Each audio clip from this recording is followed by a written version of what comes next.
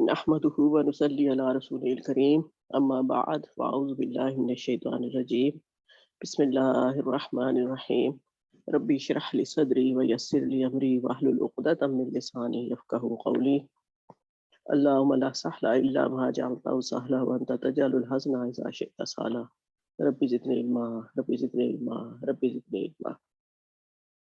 اللہ کا احسان، اس کا کرم کہ ہم ایک بار پھر قرآن مجید کے سامنے بیٹھے۔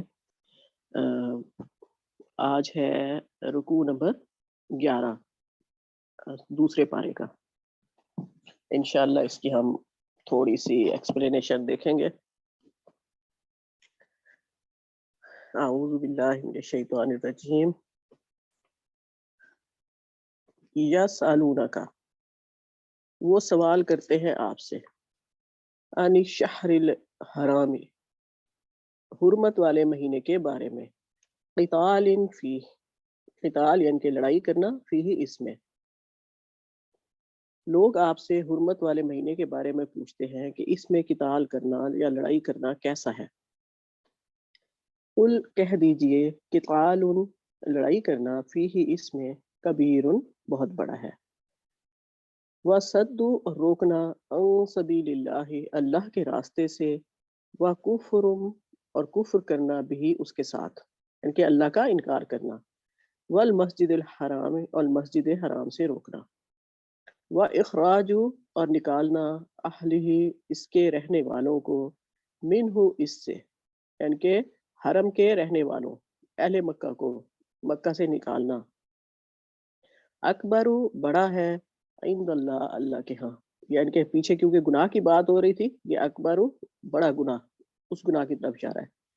یہ سارے گناہ اللہ کی نظر میں شہر حرام میں قتال سے بڑے ہیں۔ والفتنة اکبر، اور فتنہ بہت بڑا ہے، من القتل، قتل سے۔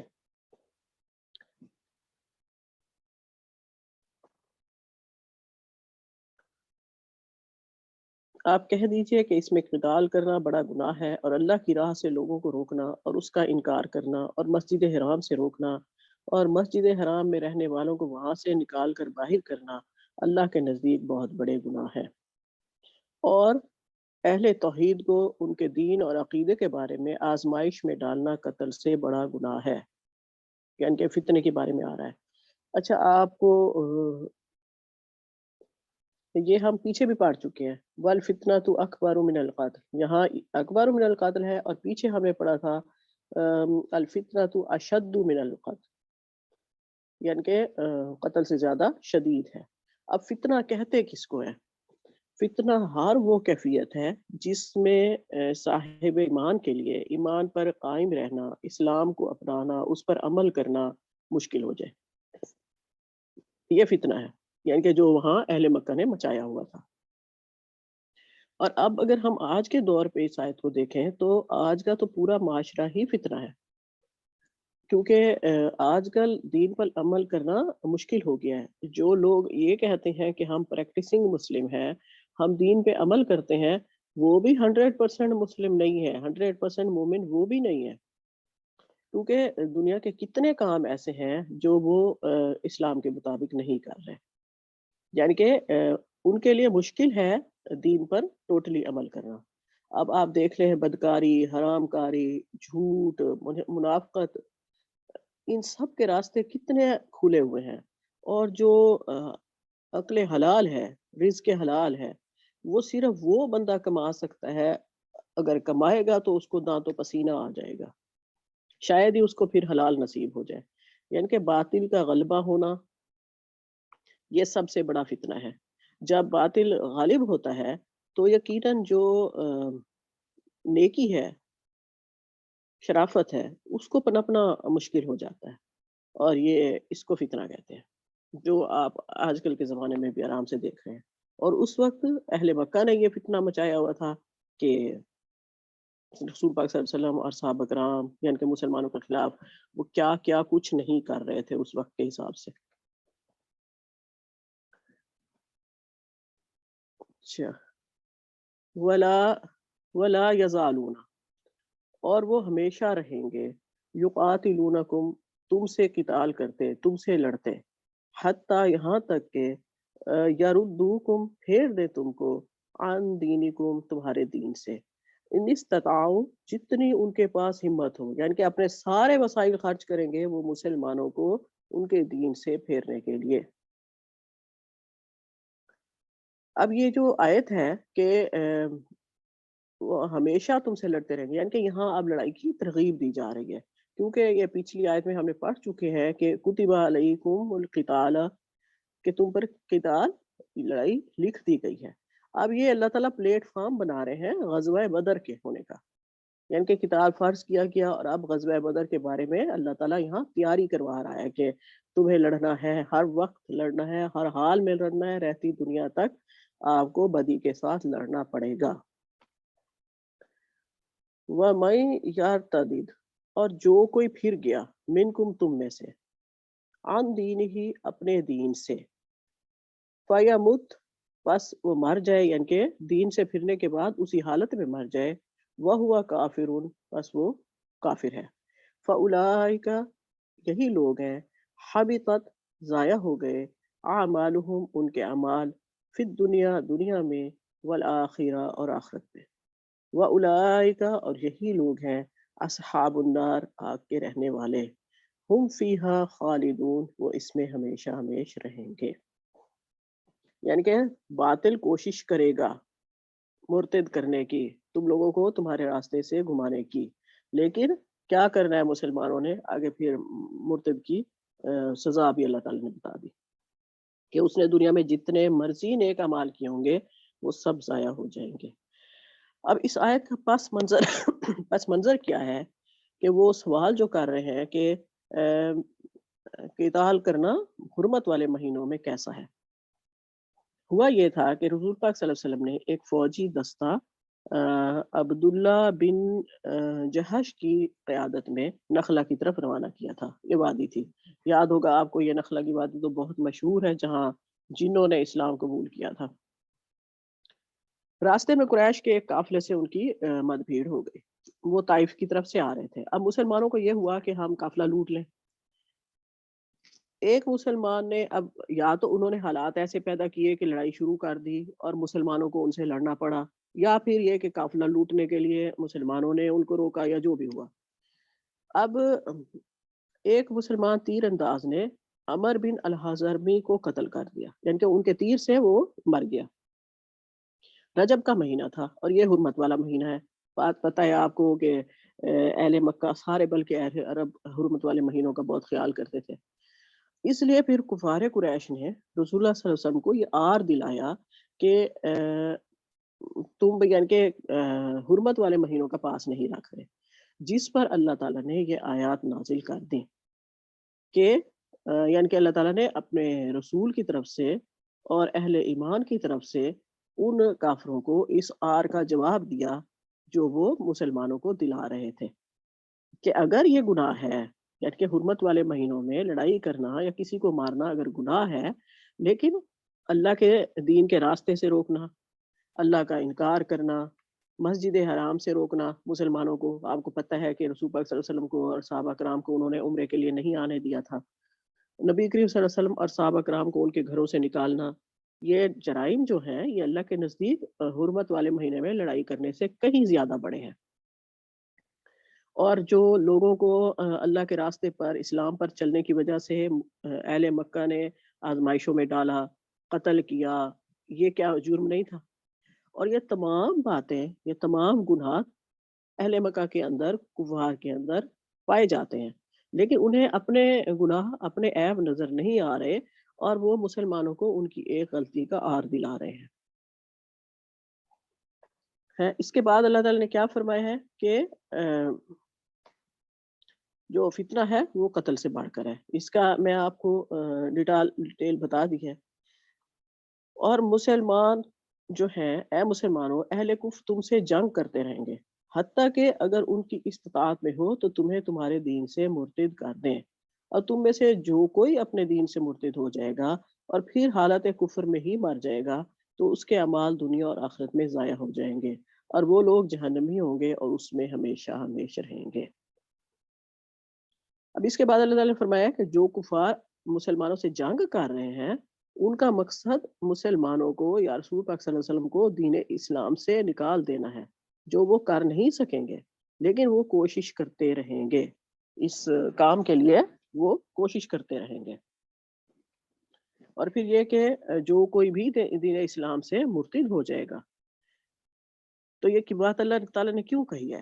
اس لیے کہی کہ بعض جو سادہ لوگ مسلمان تھے، جو نئے نئے وہاں مدینہ میں لوگ مسلمان ہو رہے تھے یا بھولے بھالے تھے، یا ان کے اندر صلح پسندی کا عنصر زیادہ تھا، وہ صلح پسندی کو نیکی سمجھ رہے تھے، تو ان کو یہ اللہ تعالیٰ سمجھا رہے ہیں کہ کفار کے اور یہودیوں کے اعتراضات سے متاثر ہو کر وہ یہ نہ سمجھیں کہ ہم صلح صفائی سے رہیں گے تو ہمارے درمیان کوئی لڑائی جھگڑا نہیں ہوگا، ایسا نہیں ہو سکتا۔ وہ آپ کو لڑائی جھگڑے سے اس لیے روکنا چاہ رہے ہیں، اس لیے وہ جنگ کو پسند نہیں کر رہے کہ مسلمان رک جائیں اس کام سے، جو وہ دعوت دنیا کو دے رہے ہیں اسلام کی، وہ اس سے رک جائیں۔ وہ اپنے کفر پہ جب اڑے ہوئے ہیں تو تم بھی اپنے دین پر مستقل قائم ہو جاؤ، نہ پھرو اپنے دین سے۔ کبھی بھی تمہارے اور تمہارے دشمنوں کے درمیان صلح صفائی نہیں ہو سکتی، کیونکہ وہ عام دشمن نہیں ہیں جو صرف آپ سے مال و زر، زمین وغیرہ چھیننا چاہتے ہیں، بلکہ وہ تمہارے بدترین دشمن ہیں جو تم سے تمہارا دین چھیننا چاہتے ہیں، تمہیں دین حق سے پھیرنا چاہتے ہیں۔ اور آپ جانتے ہیں کہ یہ ایمان، یہ دین جو ہے کائنات کی سب سے زیادہ پریشیس چیز ہے، جس کا دنیا میں بھی ہمیں فائدہ ہے، جس کا ہمیں آخرت میں بھی فائدہ ہے۔ یعنی کہ یہ بدترین دشمن ہے، ان کی باتوں میں نہیں آنا۔ یہ تمہاری دنیا ہی خراب نہیں کر رہے بلکہ یہ بدنیت بھی ہے، یہ تمہاری آخرت خراب کر کے تمہیں ابدی عذاب میں دھکیلنے پر تلے ہوئے ہیں۔ اور آپ کو یہ بھی معلوم ہونا چاہیے کہ ابدی عذاب یعنی کہ جب آپ کے سارے اعمال ضائع ہو گئے اور ٹھکانہ جہنم ہے تو ابدی عذاب ہے نا۔ اب یہ بھی پتہ ہونا چاہیے آپ کو کہ جو مرتد ہے وہ واجب القتل ہے۔ کبھی کبھی سوال بھی کر لیا کریں کہ مرتد واجب القتل کیوں ہے، یعنی کہ مجھے یہ احساس ہو کہ آپ اچھا سا سمجھ رہے ہیں اور بھی سوال بھی کر رہے ہیں، تو میں بھی آپ کو سب کو پتہ ہو، لیکن پھر بھی کبھی کوئی سوال بھی کر لیا کریں۔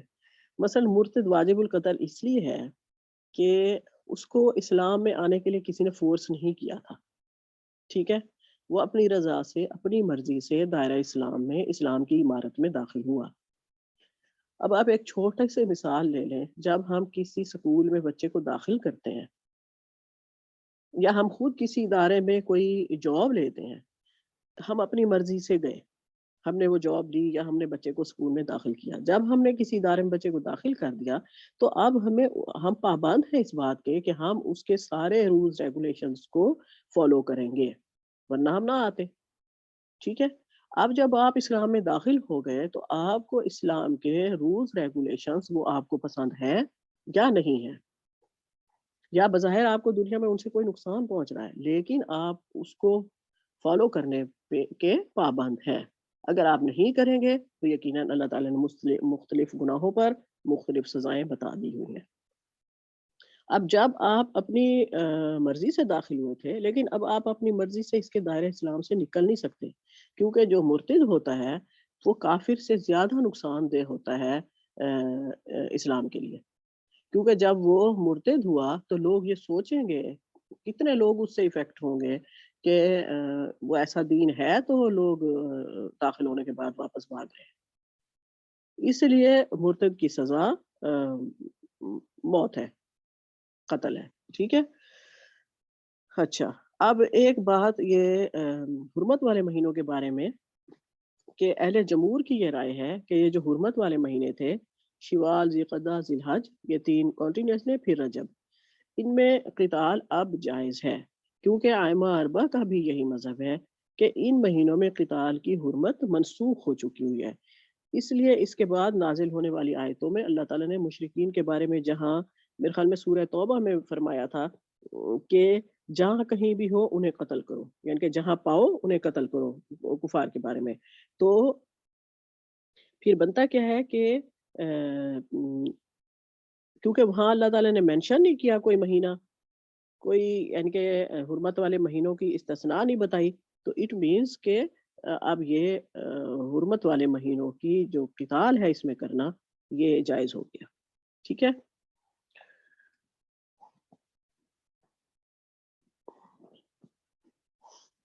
اچھا آگے ہے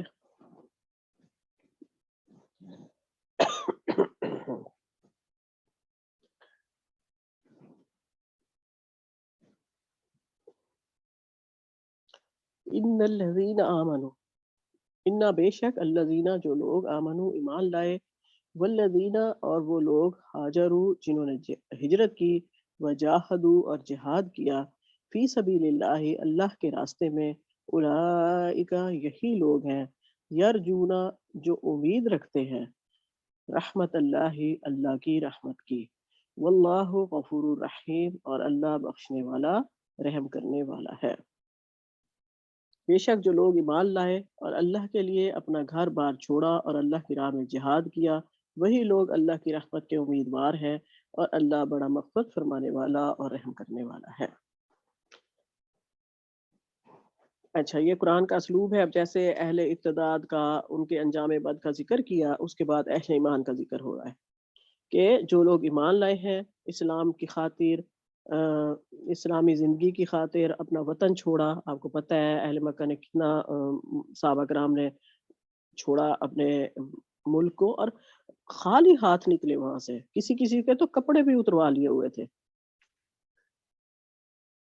مال و دولت کو چھوڑا، خاندان کو چھوڑا، دوست احباب کو چھوڑا، اور دوسری جگہ گئے۔ وہ اللہ کے دین کی نصرت کی خاطر گئے تھے۔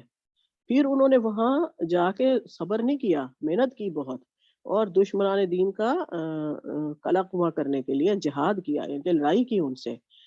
یہی لوگ اللہ کی رحمت کے امیدوار ہیں، اور آپ جانتے ہیں کہ اللہ مغفرت فرمانے والا اور رحم کرنے والا ہے۔ اچھا یہ جو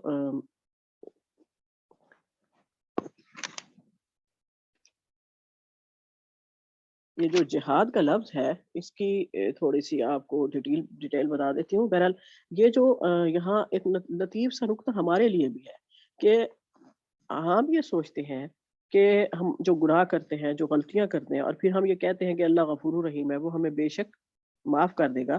بے شک اللہ معاف کرے گا، معافی ہمیں مانگنی چاہیے، لیکن یہاں آپ یہ دیکھ رہے ہیں کہ اللہ تعالیٰ اپنی رحمت کا امیدوار کن لوگوں کو کہہ رہا ہے؟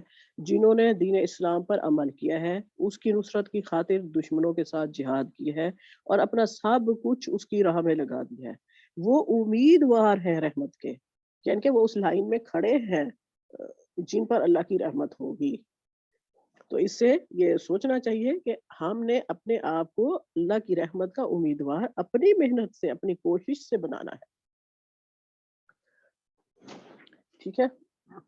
اور یہ جو لفظ جہاد ہے، یہ جوہد سے نکلا ہے، یہ بہت وسیع ہے، یعنی کہ لڑائی کے لیے قتال کا لفظ آتا ہے، لیکن جہاد کا مطلب یہ ہے کہ کسی مقصد کو حاصل کرنے کے لیے اپنی انتہائی کوشش کرنا، یعنی کہ حد کر دینا اپنی کوششوں کو خرچ کرنے کی۔ یہ اس میں ہر قسم کی جدوجہد شامل ہے، یعنی کہ مجاہد وہ آدمی ہے، وہ شخص ہے، وہ انسان ہے جو ہر وقت اپنے مقصد کی دھن میں لگا ہو۔ دماغ ہے، دل ہے، تدبیریں ہیں، اپنی زبان ہے، اپنی قلم ہے، اپنے ہاتھ پاؤں ہے، اپنی دوڑ دھوپ ہے، اپنی محنت ہے، اپنا وقت ہے، یعنی کہ جتنے امکانی وسائل اللہ تعالیٰ نے اس کو دیے ہیں، دنیا میں بھی یا اس کی ذات میں بھی، وہ سب کے سب وہ خرچ کر دے اللہ کی راہ میں، اور ہر مزاحمت کا جو بھی اس کے راستے میں آئے، اس کا پوری قوت کے ساتھ مقابلہ کرے، جو اس راستے میں انسانوں کو پیش آتی ہیں۔ آزمائش ایسے نہیں ہوتی، یعنی کہ آخری حد کیا ہوگی کہ اب وہ جان کی بازی لگانے کے لیے بھی تیار ہو جائے، یعنی کہ اس سے بھی دریغ نہیں کرے۔ اس کا نام جہاد ہے۔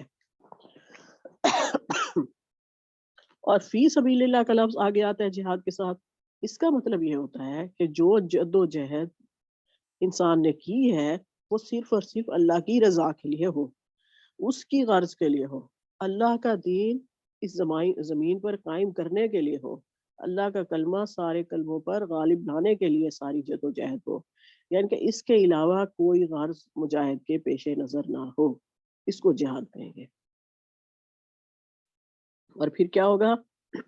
یہی لوگ ہی اللہ کی رحمت کے اور اس کے لطف و کرم اور اس کی مہربانی کے امیدوار ہوں گے، اور اللہ تو بڑا ہی لغزشوں کو معاف کرنے والا اور بڑا ہی اپنی رحمتوں سے نوازنے والا ہے، بے شک بے شک۔ اللہم ربنا اجعلنا منکم، اللہم ربنا اجعلنا۔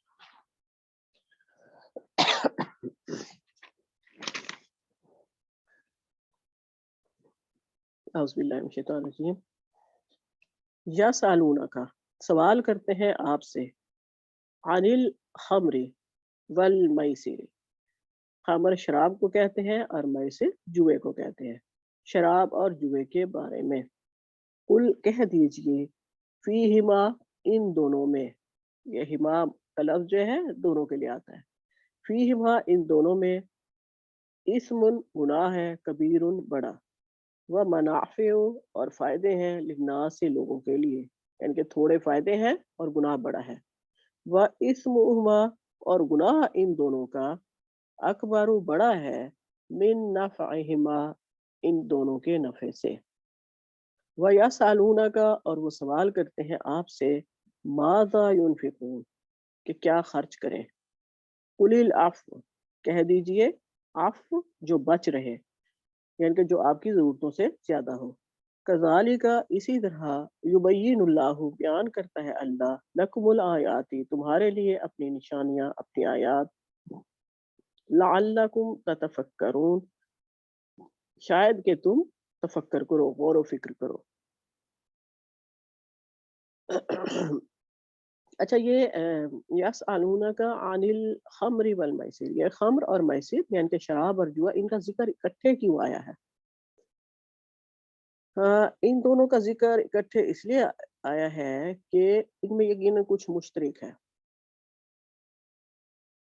مشترک یہ ہے کہ شراب میں بھی انسان اپنے آپ کو حقیقت سے منقطع کر لیتا ہے اور محنت سے جی چراتا ہے اور زندگی کی مشکلات کو فیس نہیں کرنا چاہتا۔ اسی طرح جوا ہے، اس میں بھی انسان محنت سے جی چراتا ہے اور اپنے آپ کو جن دنیا کی مشکلات سے کو فیس نہیں کرنا چاہتا، یعنی کہ وہ کم وقت میں زیادہ منافع کمانا چاہتا ہے، تو یہاں بھی محنت کی نفی ہے، تو ان دونوں کا بیسک جو ہے نا وہ سیم ہے۔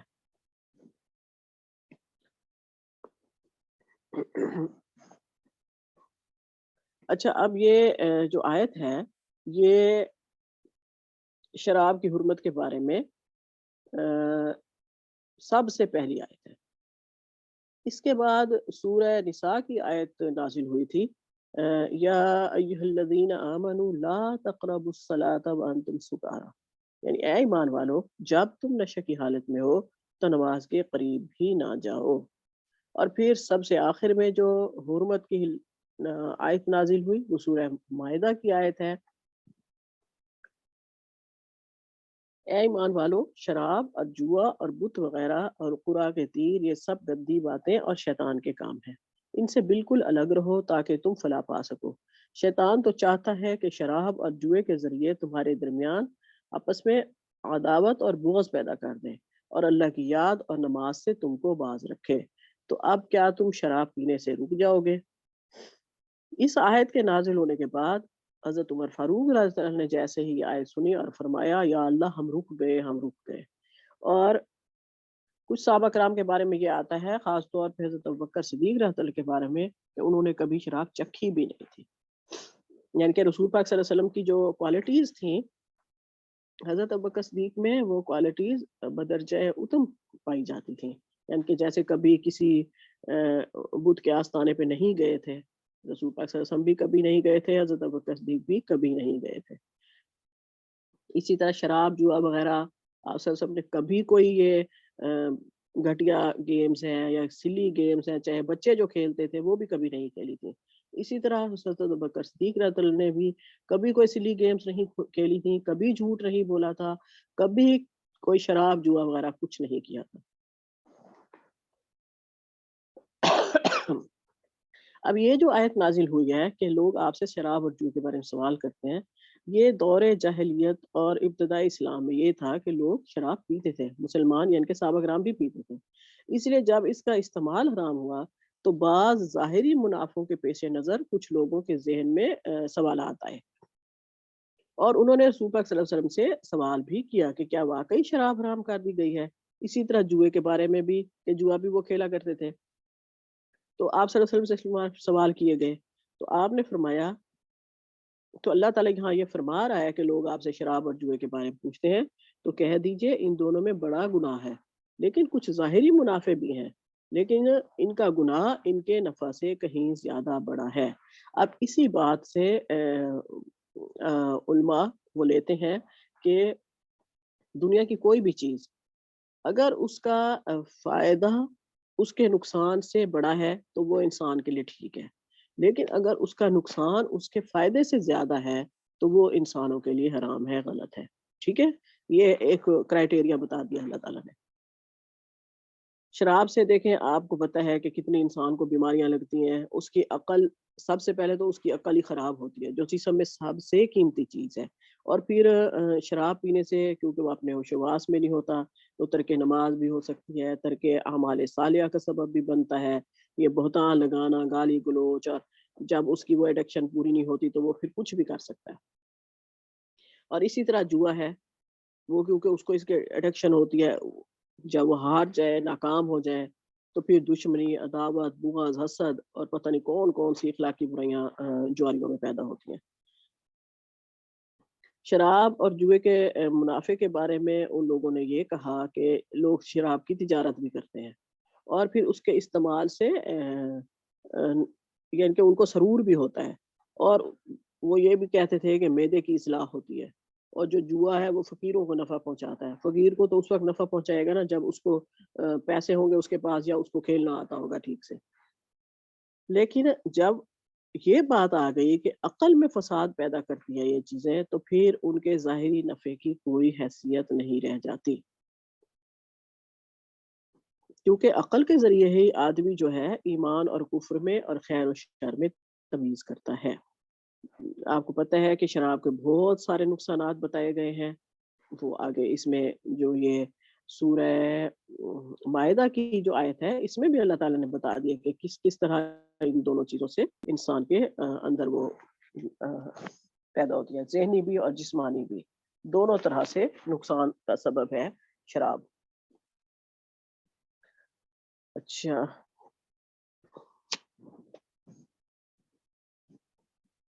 لوگ آپ سے پوچھتے ہیں کہ کیا خرچ کریں. آپ کہہ دیجئے کہ جو تمہاری ضروریات سے زیادہ ہو. اب دیکھیں یہ لفظ آئے ہے قُلِ الْعَفْوَ، جو تمہاری اخراجات سے یا ضروریات سے زیادہ ہو.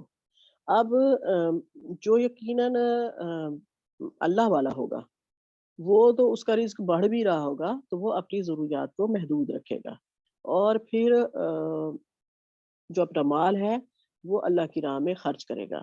لیکن آج کل کے دور میں ہم نے یہ دیکھا ہے کہ رزق بڑھتا بھی ہے، لوگوں کی کمائی بڑھتی بھی ہے تو وہ اپنی ضروریات کو، دنیاوی خواہشات اور فرمائشوں کو اسی حساب سے بڑھاتے جاتے ہیں، اور پھر کبھی بھی وہ عفو نہیں کر سکتے، یعنی کہ مال کو اس طرح خرچ نہیں کر سکتے اللہ کی راہ میں جس طرح کرنے کا حق ہے.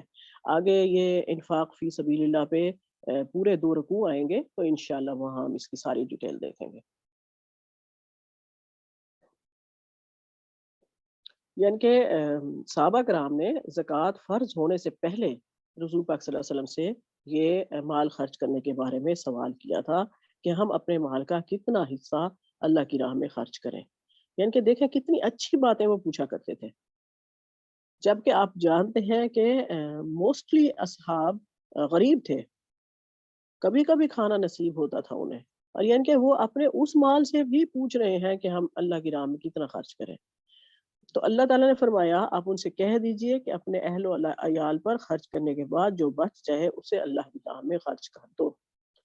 یعنی کہ اللہ تعالیٰ ہمیشہ اپنی آیتیں کھول کھول کر لوگوں کے لیے بیان کرتا ہے تاکہ لوگ جو دنیا کی بے ثباتی اور آخرت کی حقیقت کے بارے میں سو جاتے ہیں تھوڑا سا تو وہ اس میں غور و فکر کرنے لگے. صحیح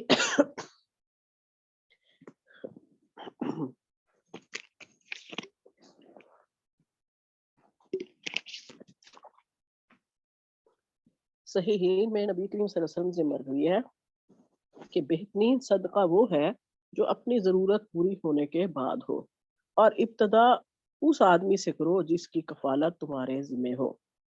یعنی کہ دو اتنی بڑی باتیں اللہ تعالیٰ رسول پاک صلی اللہ علیہ وسلم نے ایک چھوٹے سے سینٹینس میں کہہ دی.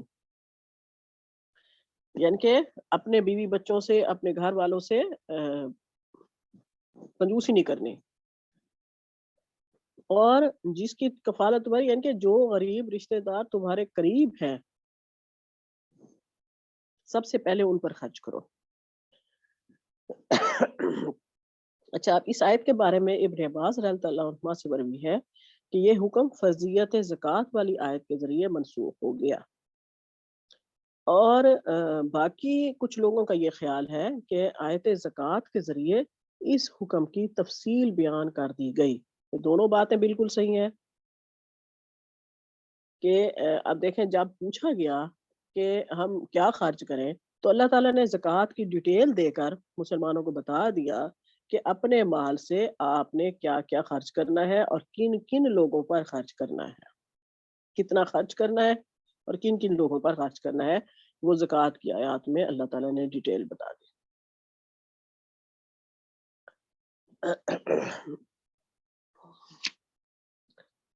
اچھا، اگلی آیت ہے اعوذ باللہ من الشیطان الرجیم فی الدنیا والآخرہ، دنیاوی اور اخروی امور کے بارے میں. وَيَسْأَلُونَكَ، اور وہ سوال کرتے ہیں عن الیتامیٰ، یتیموں کے بارے میں. قل، کہہ دیجئے اصلاح، اصلاح کرنا، لہم ان کے لیے خیر بہتر ہے، یعنی کہ جس میں ان کے مال کی اصلاح ہو وہی بہتر ہے. وَإِن، اور اگر تخالطوہم، تم خلط ملط کر دو گے یا ملا دو گے ہم ان کے لیے فاخوانکم، پس وہ تمہارے بھائی ہیں. واللہ، اور اللہ یعلم، جانتا ہے، المفسدہ، جو فساد کرنے والا ہے، من المصلح، اصلاح کرنے والے سے. ولو شاء اللہ، اور اگر اللہ چاہتا، لا اعنتکم، تو تمہیں مصیبت میں ڈال دیتا یا مشقت یا پریشانی میں ڈال دیتا. ان اللہ، بے شک اللہ، عزیز حکیم، زبردست بھی ہے اور حکمت والا بھی. بے شک. اب دیکھیں یہاں اللہ تعالیٰ نے دنیاوی اور اخروی امور کے بارے میں کہا، یعنی کہ بیلنس رکھنا ہے ہمیں. اسلام میں رحمانیت نہیں ہے، اس میں دنیا اور آخرت دونوں میں بیلنس رکھنا ہے ہمیں. اور یتیموں کے بارے میں آپ سے پوچھتے ہیں، آپ کہہ دیجئے کہ جس میں ان کے مال کی اصلاح ہو وہی بہتر ہے، اور اگر تم اپنا کھانا ان کے کھانے سے کا ساتھ ملا دو تو کوئی حرج نہیں، کیونکہ وہ تمہارے دینی بھائی ہیں. اور اللہ جانتا ہے کہ یتیم کے مال کو کون خراب کرنے والا ہے اور کون اس کی اصلاح کرنے والا ہے. اور اگر اللہ چاہتا تو تمہیں مشقت اور پریشانی میں ڈال دیتا. بے شک اللہ زبردست اور بڑا ہی صاحب حکمت ہے. بے شک.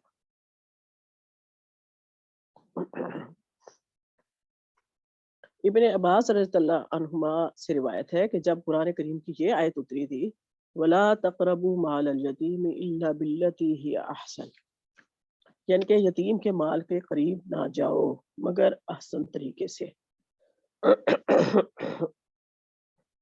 اور سورہ نساء میں یہ آیت اتری،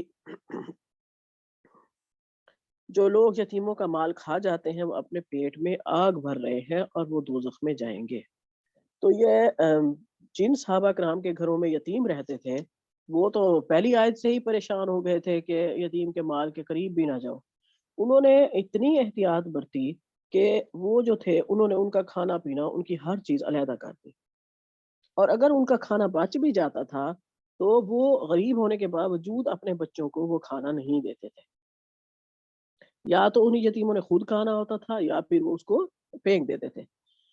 اب یہ چیز ان پر یقیناً تکلیف دہ بھی تھی، تو اس کا تذکرہ پھر انہوں نے رسول پاک صلی اللہ علیہ وسلم سے کیا. تو پھر سورہ بقرہ کی آیت نازل ہوئی کہ اللہ کا مقصد یتیموں کے مال کی حفاظت کے لیے تھا، نہ کہ یہ کہ ان کو کھانے میں شریک نہ کرو. اور اللہ تعالیٰ جانتا ہے کہ کس کی نیت بھلائی کرنے کی ہے، کون ان کا مال کھا جانا چاہتا ہے اور کون ان کا بھلا چاہتا ہے. یہ تو اللہ تعالیٰ دلوں کے حال کو جانتا ہے. جنہوں نے کھانا ہے نا وہ علیحدہ کر کے بھی کھا لیں گے ان کا مال، جنہوں نے نہیں کھانا وہ اپنے ساتھ ملا کے بھی ان کا مال نہیں کھائیں گے. یعنی کہ ان کا کھانا آپ کے کھانے کے ساتھ مل جائے تو یہ کوئی حرج نہیں ہے، اور ان کے بچے ہوئے کھانے کا حصہ آپ کے بچے کھا لیں تو اس میں بھی کوئی حرج نہیں ہے، کیونکہ وہ آپ کے دینی بھائی ہے۔ اور دینی اخوت جو ہے، دینی بھائی چارہ جو ہے، وہ یقیناً خاندانی اخوت سے زیادہ مضبوط ہے، زیادہ قوی ہے اور زیادہ اخلاص پر ہے، کیونکہ جیسے ہم مثلاً آپس میں دینی بہنیں ہیں، ہمیں آپس میں ایک دوسرے سے اور کوئی غرض نہیں ہے دنیا کی، نہ کوئی رشتہ داری کی، لیکن ہم آپس میں ایک دوسرے سے محبت کرتے ہیں، میں تو کرتی ہوں آپ سب سے تو یہ جو ہے یہ جو دینی اخوت ہے، تو یہ پھر خاندانی اخوت پر بھاری ہو جاتی ہے، اور اللہ تعالیٰ جانتا ہے کہ کس کی نیت یتیم کی خیر خواہی کی ہے اور کس کی اس کا مال ہلے بہانے سے ہڑپ کر جانے کی، یہ اللہ بھی یقیناً جانتا ہے، اور اللہ تعالیٰ نہیں چاہتا کہ تمہیں کسی مشقت میں، کسی پریشانی میں ڈالے کہ ان کا کھانا تم الگ ہی کیے رکھو۔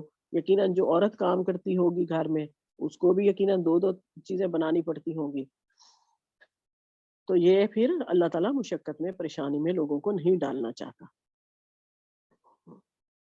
اگر اللہ ڈال دیتا آپ کو مشقت میں یا پریشانی میں تو کوئی اسے روک نہیں سکتا تھا، اس لیے کہ اللہ تعالیٰ ہر چیز پر غالب ہے اور صاحب حکمت ہے۔ صاحب حکمت کیوں اللہ تعالیٰ نے یہاں پہ آپ کو کہا کہ اس کے ہر حکم میں ایک حکمت پوشیدہ ہوتی ہے، جب وہ کوئی حکم دیتا ہے تو وہ اس میں انسانوں کے لیے فائدے ہوتے ہیں، نفع ہوتا ہے، نہ کہ انسانوں کو پریشان کرنا یا تکلیف دینا اللہ کا مقصود۔ سہل بن سعد رضی اللہ عنہ کی روایت ہے کہ نبی کریم صلی اللہ علیہ وسلم نے فرمایا کہ میں اور یتیم کی کفالت کرنے والا جنت میں اس طرح ہوں گے، یعنی کہ آپ صلی اللہ علیہ وسلم نے اپنی شہادت کی انگلی اور اپنی درمیان والی انگلی کو اکٹھا کیا اور ان کے درمیان تھوڑا سا فاصلہ بنایا، یعنی کہ دونوں انگلیاں رائٹ ہینڈ کی شہادت والی اور بڑی انگلی اکٹھی کر کے کہا کہ میں اور یتیمی کی کفالت کرنے والا جنت میں اس طرح ہوں گے۔ اچھا، آخری آیت ہے، اعوذ باللہ من الشیطان الرجیم، ولا تنکحوا المشرکات، اور نہ تم نکاح کرو مشرک عورتوں سے، حتیٰ یہاں تک کہ یؤمن، وہ ایمان لے آئیں، والا امۃ مؤمنۃ، والا امۃ، اور لونڈی، مؤمنۃ، مومنہ، خیر، بہتر ہے، من مشرکۃ، مشرکہ سے، ولو اعجبتکم، اگرچہ وہ تمہیں پسند ہی کیوں نہ ہو، یعنی کہ مومن لونڈی بہتر ہے اس مشرکہ آزاد عورت سے، بے شک وہ تمہیں اچھی ہی کیوں نہ لگتی ہو۔ ولا تنکحوا المشرکین، اور نہ تم نکاح کرو مشرک مردوں سے، حتیٰ یہاں تک کہ یؤمنوا، وہ ایمان لے آئیں، والعبد مؤمن، اور عبد یعنی کہ بندہ، غلام، مومن غلام، خیر، بہتر ہے، من مشرک، مشرک سے، مشرک آزاد سے، ولو اعجبکم، اگرچہ وہ آپ کو پسند ہی کیوں نہ ہو۔ اولئک، اسی طرح، یدعون، وہ بلاتے ہیں، الی النار، آگ کی طرف، یعنی کہ جو مشرک ہیں وہ لوگ آپ کو آگ کی طرف بلاتے ہیں۔ واللہ، اور اللہ، یدعو، دعوت دیتا ہے تم کو یا پکارتا ہے تم کو، الی الجنت، جنت کی طرف، والمغفرت، اور مغفرت کی طرف، باذنہ، اپنے حکم سے، ویبین، اور وہ بیان کرتا ہے، آیات ہی، اپنی آیات کو، للناس، لوگوں کے لیے، لعلہم یتذکرون، شاید کہ تم نصیحت حاصل کرو۔ اور مشرک عورتوں سے جب تک ایمان نہ لے آئیں نکاح نہ کرو، اور مومنہ لونڈی آزاد مشرکہ عورت سے بہتر ہے، چاہے وہ تمہیں بہت اچھی لگتی ہو۔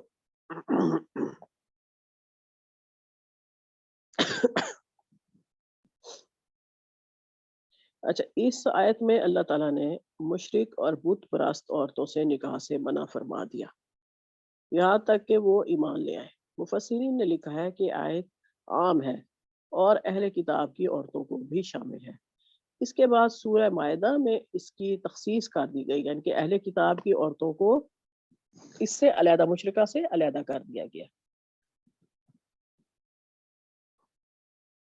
جیسے والمحصنات من المؤمنات والمحصنات من الذین اوتوا الکتاب من قبلکم، اور مومن پاک دامن عورتوں سے اور اہل کتاب کی پاک دامن عورتوں سے شادی کرنا تمہارے لیے جائز ہے۔ ٹھیک ہے، اب یہ مردوں کو اجازت دے. بعض محققین نے لکھا ہے کہ مشرک اور مشرکہ کا لفظ کتابی اور کتابیہ کو شامل نہیں، اس لیے قرآن نے پوری صراحت کے ساتھ دونوں میں تفریق کی ہے اور ایک کے بعد دوسرے کا ذکر کیا ہے. اللہ تعالیٰ نے فرمایا ان الذین کفروا من اہل الکتاب والمشرکین، اور اس کی وجہ یہ ہے کہ مشرک کے مذہب کی جو بنیاد ہے وہ شرک پر ہوتی ہے.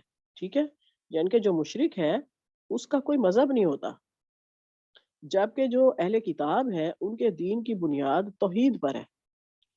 ٹھیک ہے، زمانے کے ساتھ انہوں نے اللہ کے ساتھ دوسروں کو شریک ٹھہرا لیا ہے، لیکن ان کی جو بیس تھی وہ اللہ پر ایمان ہے. اس سے کیا معلوم ہوا کہ مشرکہ سے نکاح کی حرمت میں اہل کتاب کی عورتیں شامل نہیں ہیں. ٹھیک ہے. اور مشرک مردوں سے اپنی عورتوں کا نکاح نہ کرو یہاں تک کہ وہ ایمان لے آئے، اور مومن غلام آزاد مشرک سے بہتر ہے چاہے وہ تمہیں بہت اچھا لگے. اب مشرکہ کے ساتھ حرمت نکاح کی علت بیان کر دی گئی اور مومنہ سے شادی کی ترغیب دی گئی چاہے وہ بھی لونڈی کیوں نہ ہو، اور غلامی کی ذلت کے باوجود، کیونکہ اس کے پاس ایمان کی نعمت ہے جو ہر طرح سے کفر و شرک پر بھاری ہے. اور مشرکہ کا حسن و جمال اور اس کا حسب و نسب بھی کتنا ہی بڑا کیوں نہ ہو، لیکن اس سے شادی کی اجازت ختم کر دی گئی.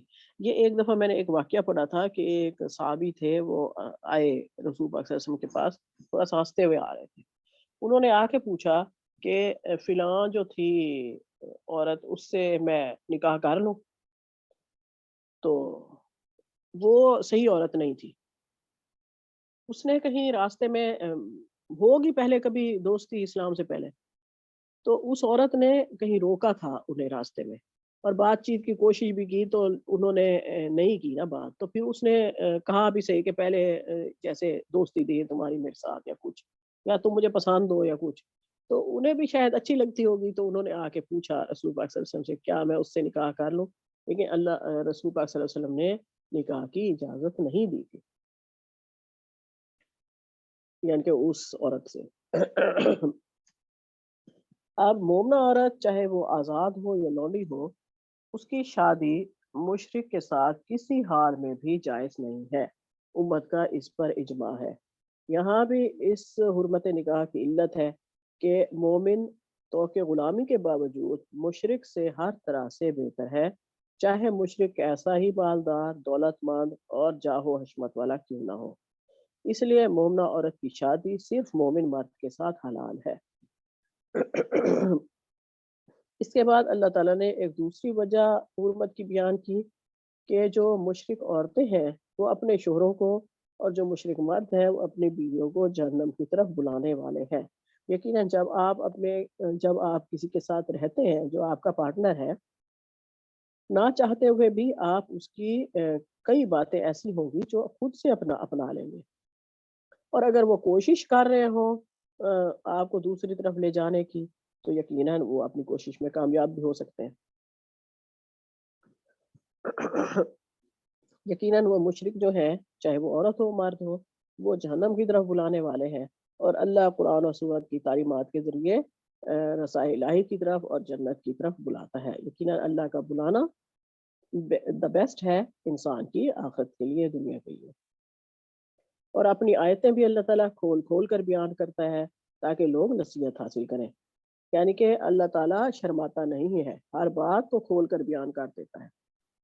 اور انسان جو ہے وہ حرام شادیوں سے بچیں اور رشتہ ازدواج صرف اور صرف مومن مردوں اور عورتوں کے ساتھ استوار کریں. اب اس میں اس آیت سے جو علماء وہ لیتے ہیں فائدے، وہ یہ ہے کہ جو مشرک ہے اور جو بدعتی ہے اس کے ساتھ میل جول رکھنا جائز نہیں، اس لیے کہ وہ اپنے ہر قول و فعل کے ذریعے جہنم کی طرف بلائے گا.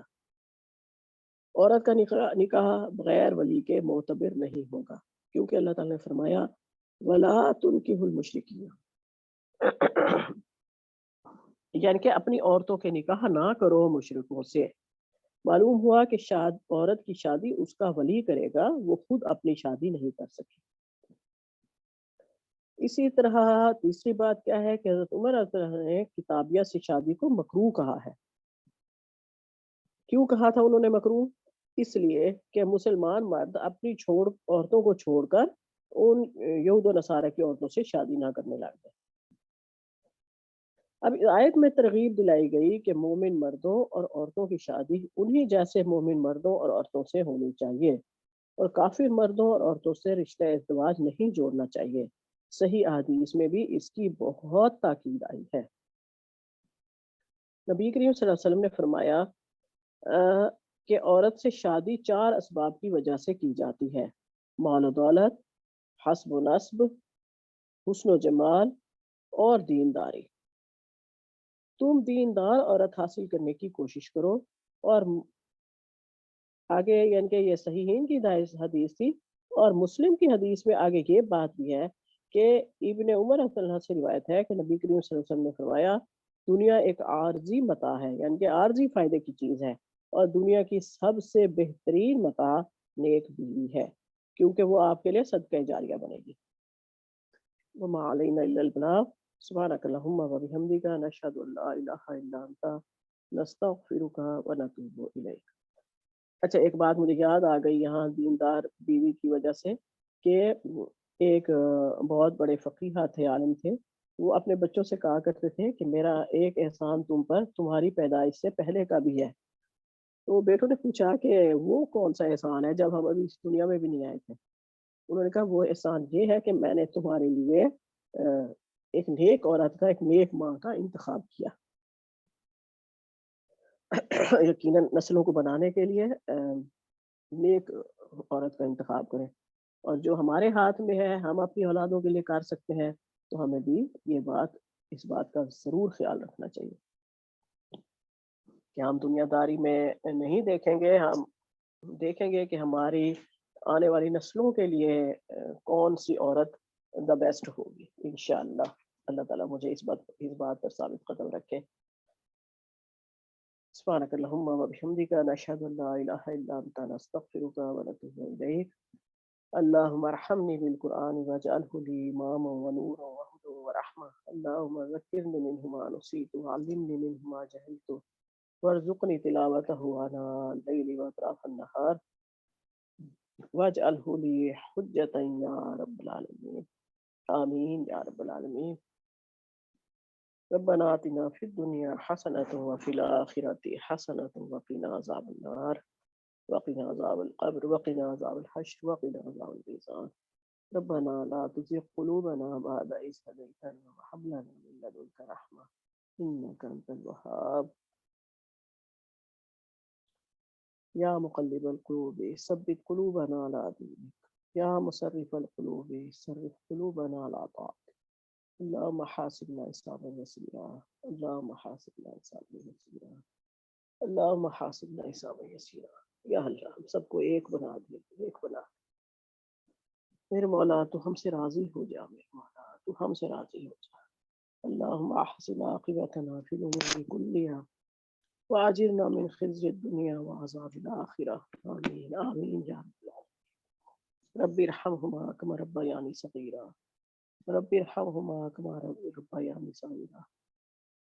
ربنا هب لنا من ازواجنا وذرياتنا قرة اعين وجعلنا للمتقین اماما۔ یا اللہ ہمارے بچوں کو نیک صالح بنا، ان کو اپنا بندہ بنا لے میرے مولا۔ یا اللہ ہمارے لیے دین کے راستے آسان فرما دے، ہمارے لیے، ہماری آنے والی نسلوں کے لیے یا اللہ دین کے راستے آسان فرما دے۔ ہمارے بچوں کو، آنے والی نسلوں کو ایمان پر قائم رکھنا یا اللہ، خاتمہ خیر پر کرنا، سب کا خاتمہ ایمان پر کرنا یا اللہ، تو سے محشر اپنے سائے میں جگہ دینا یا اللہ، اتباع رسول دے، حب رسول دے یا اللہ، ہمارے والدین کی مغفرت فرمانا، جو حیات ہیں انہیں ایمان اور صحت کی سلامتی کے ساتھ عافیت کے ساتھ زندگی دے، کسی کا محتاج نہ کرنا یا اللہ، اور جو وفات پا گئے ان کی قبروں کو جنت کا باغ بنا دے یا اللہ، ان کا آسان محاسبہ کرنا، غلطیوں کوتاہیوں سے درگزر فرمانا، ہمیں اپنے والدین کے لیے صدقہ جاریہ بنا دے یا اللہ، ہماری اولادوں کا ہمارے لیے بہترین صدقہ جاریہ بنا دے۔ یا اللہ ہمارے بچوں کو نیک صالح بہترین ساتھی عطا فرمانا جو ان کا ہاتھ پکڑ کر جنت میں لے جانے والے ہیں یا اللہ. بہت علم دینا ہمارے بچوں کو، وہ صحیح راستے کا علم دینا یا اللہ. صحیح راستے کا علم دینا یا اللہ. میرے بچوں کے ایگزام ہے، انہیں نمایاں کامیابیاں نصیب فرما یا اللہ. کوئی بھی مسئلہ ہے، کوئی بھی پریشانی ہے، تکلیف ہے، دکھ ہے، دور کر دے ہمارے بچوں سے اس کو یا اللہ. سب خیر لکھتے ہیں، چل دی خیر، کل دی خیر، عالم اسلام دی خیر، پاکستان دی خیر، میرے میرے سسرال کی خیر، میرے دوستوں کی خیر، میرے ساتھیوں کی خیر یا اللہ، میرے ہمسایوں کی خیر. ربنا تقبل منا انك انت السميع العليم وتب علينا انك انت التواب الرحيم وصلى الله تعالى على خير خلقه محمد وعلى واصحابه اجمعين برحمتك يا ارحم الراحمين آمين ثم آمين.